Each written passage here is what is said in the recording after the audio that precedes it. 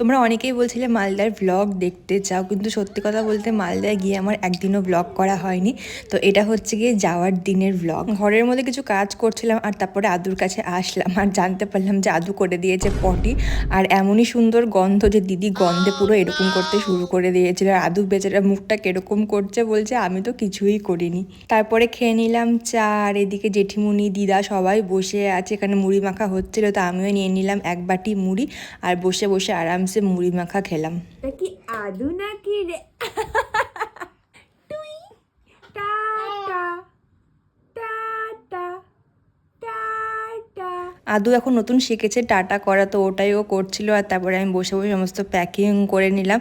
আর তারপরে কিছু রিলস বানাচ্ছিলাম দিদির সাথে, সেগুলো তোমরা পরে দেখতে পাবে আমার ইনস্টাগ্রামে। আর আগের দিনের যে বিরিয়ানিটা ছিল ওটাই আমি খেয়ে নিলাম।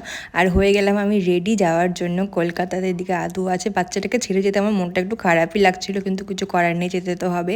আর এদিকে আছে লেক্সি রানী, তো লেক্সিকেও একটু আদর করে দিলাম, ও বুঝতে পারছে যে আমি যাব। আর নিকিতা অধিকারীকেও হাই। আর যাওয়ার আগে আদুকে প্রচুর আদর করলাম, কারণ এরপরে যাবার কবে দেখা হবে।